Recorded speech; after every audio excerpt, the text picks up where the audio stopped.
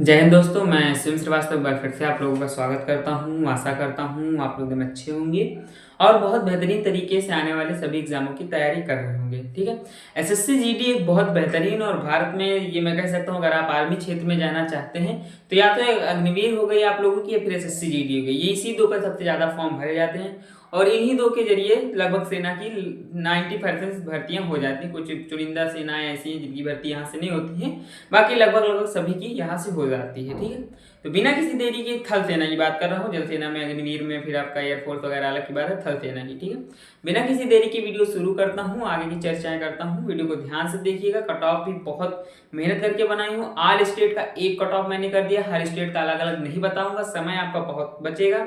उसके साथ साथ ही मैं बहुत सी चीजें ऐसे बताने वाला हूँ जिससे आपका सिलेक्शन कि आपके अंदर किरण जग जाएगी। तो बिना समय जायज के वीडियो शुरू करता हूँ और आगे की चीजें चर्चाएं करता हूँ।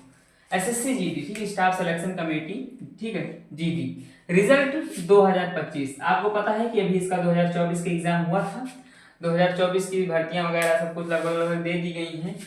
ठीक है, कुछ बचे होंगे कुछ स्पेशल लोगों की, उसकी भी हो जाएगी। इसका जो है रिजल्ट का, इसका एग्जाम बहुत जल्दी कंडक्ट करवा लिया गया है। और कंडक्ट एग्जाम जो हुआ है, मैं अभी अगर मैं तुलना करूँ 2024 से, तो 2024 से एग्जाम थोड़ा सा हार्ड एग्जाम था। सभी शिफ्टें, अधिकतर लगभग लगभग सारी शिफ्टों के क्वेश्चन हार्ड थे और होना भी चाहिए। समय के साथ परिवर्तन आवश्यक है, क्योंकि जैसे जैसे समय ढलता है आप लोगों को अनुभव ज्यादा होता जाता है और जीडी के लिए परेशानियां ये बढ़ती जाती हैं कि लगभग उन सभी क्वेश्चन को आप हल कर चुके होते हैं जो कि एसएससी जीडी पूछने वाला है। बस पूछने का तरीका वो बदल देता है, थोड़ा सा घुमा फिरा देता है, जिससे सिलेक्शन रुक जाते हैं आपके। ध्यान से देखिएगा, सब कुछ डिसाइड कर दूंगा। ठीक है, टोटल पोस्ट के बारे में बात करूं तो आपको 39,481 है। अब बहुत से लोगों के मन में डाउट आ रहा है क्या पोस्टें बढ़ेंगी?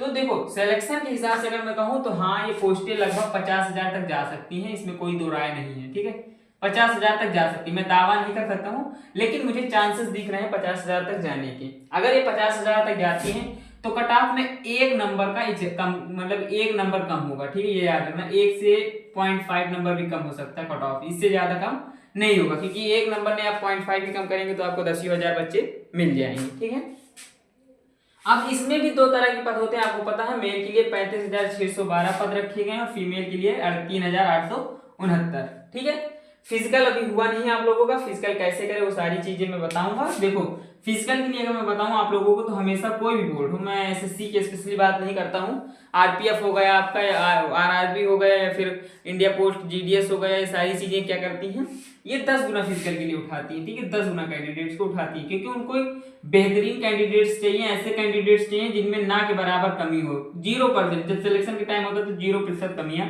देखी जाती हैं। ठीक है, अब देखो, अगर मैं बात करूं यहाँ पे मेल की, तो 35,612 है मेल।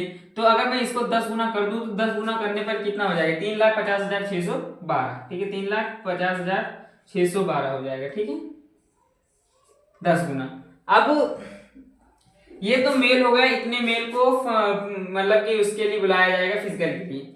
फीमेल को 3,80,069 बुलाया जाएगा। ठीक है, 3,80,069, वो 1 मिनट, 35,000, 30,35,000, हाँ ठीक है। इधर फीमेल को अगर 3,000 है तो यहाँ पे 30,869 बुलाया जाएगा, ये चीजें याद रखना। तो ये फीमेल के लिए है। ठीक है, तो मेल का कट ऑफ जो है एवरेज टू फीमेल ज्यादा जाएगा, क्योंकि फीमेल की वैकेंसीज कम है, तो इसलिए कट ऑफ पे ज्यादा इफेक्ट नहीं पड़ेगा, 3 से 4 नंबर का पड़ेगा।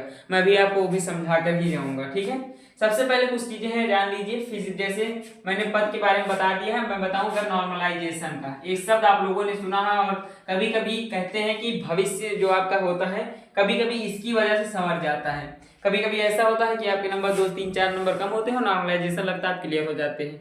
ठीक है, तो नॉर्मलाइजेशन बहुत बड़ा खेल है, कहीं 10 नंबर बढ़ता है, कहीं 15 बढ़ता है, कहीं कहीं 20, इसमें तो 35 नंबर तक का भी नॉर्मलाइजेशन मैंने देखा है। ठीक है, फिजिकल डेट के बारे में बताऊंगा, वीडियो अभी रुक जाइए, अभी लास्ट में सारी जानकारी, अभी रिजल्ट डेट, फिजिकल डेट सब कुछ बता दूंगा। सबसे पहले फिजिकल कैंडिडेट्स, मैंने बता दिया कि फिजिकल कैंडिडेट्स 10 गुना बुलाए जाएंगे। ठीक है, तो ये चीजें कंफर्म हो गई। देखो, नॉर्मलाइजेशन डिपेंड करता है शिफ्टों पर, शिफ्टों के क्वेश्चन पर, कितने क्वेश्चन किस शिफ्ट से काटे गए उन पर डिपेंड करता है। तो मैंने यहाँ पर हार्ड शिफ्ट और इजी शिफ्ट का कंसेप्ट रखा है, जो कि मैं लगभग हर एग्जामिनेशन के लिए अपने अपने हिसाब से बताता हूँ जो कि सही निकलती हैं। फरवरी में आपका एग्जाम हुआ था, 5 फरवरी की तीसरी शिफ्ट हार्ड थी, 12 फरवरी की थर्ड शिफ्ट हार्ड थी, 10 फरवरी की फर्स्ट शिफ्ट हार्ड थी, ठीक है, 13 फरवरी की सेकंड शिफ्ट हार्ड थी, 25 फरवरी की सेकंड शिफ्ट हार्ड थी। उसके बाद आपका आता है 12 फरवरी का फर्स्ट शिफ्ट हार्ड थी, 13 फरवरी की फर्स्ट शिफ्ट, 6 फरवरी की फर्स्ट शिफ्ट, 25 फरवरी की फर्स्ट शिफ्ट, 4 फरवरी की सेकंड शिफ्ट, 10 फरवरी की थर्ड शिफ्ट, 6 फरवरी की थर्ड शिफ्ट, 20 फरवरी की थर्ड शिफ्ट, ठीक है, 17 की सेकंड, 10 की सेकंड। ये तो हुआ, ठीक है, ये शिफ्टें हुई हार्ड।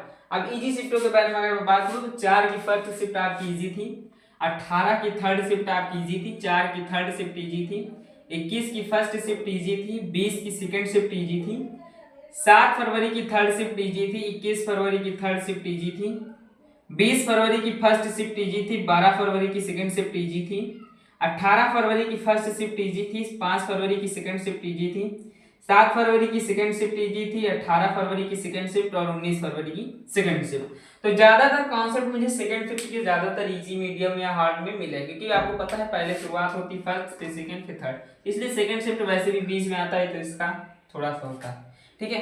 अब वो नॉर्मलाइजेशन देखिए हार्ड शिफ्ट में कितना जा सकता है। अगर मैं बात करूं यहाँ पे हार्ड शिफ्ट में, तो हार्ड शिफ्ट में 15, 20, 25 नंबर तक जाएगा, ठीक है। मीडियम शिफ्ट में 8, 10 और 13 नंबर तक का नॉर्मलाइजेशन जा सकता है। मैं ये नहीं कह सकता हूँ 35 नंबर या 40 नंबर भी नॉर्मलाइजेशन मिल सकता है, लेकिन अभी के हिसाब से, अभी जो डाटा आपने प्रोवाइड कराया है उसके हिसाब से इतना ही जाना बनता है, ठीक है, 15 से 20 नंबर का, ठीक है।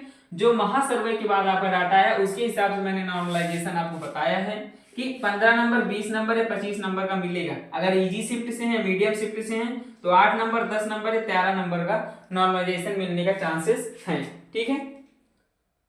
अब फिजिकल की तैयारी कितने पर करें? देखो फिजिकल की तैयारी आप डिपेंड ऑन आप इसकी भर्ती, मैं तो कहूंगा कि अभी से करिए, चाहे सिलेक्शन हो या ना हो, क्योंकि इसकी भर्ती हर साल आती है तो ये फायदा ही करेगी, कोई नुकसान नहीं करेगी।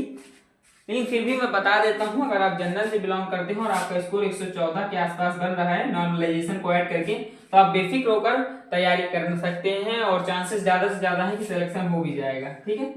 ओबीसी से है तो 112, एससी से है तो 100, एसटी से है तो 106 और ईडब्ल्यूएस से है तो 110, ठीक है। अगर इतना आपका स्कोर बन रहा है तो आप फिजिकल की तैयारी कर सकते हैं और मैं यही कहूंगा कि फिजिकल की तैयारी करिए। एक यहाँ पे मैंने ऐड किया था एग्जाम लेवल। देखो 2024 की मैंने जब क्वेश्चंस को देखा है, पेपर्स को देखा है, वैसे हल नहीं किया हूं, मैं झूठ नहीं कहूंगा, हल नहीं किया हूं मैंने, लेकिन एग्जामिनेशन को मैंने देखा है, उनके क्वेश्चंस को देखा है, तो मुझे इनकी शिफ्टें, ये जो 2025 के जो एग्जाम मतलब कि हुआ है आपका 2024 के मुकाबले इजी था, ठीक है, इजी था।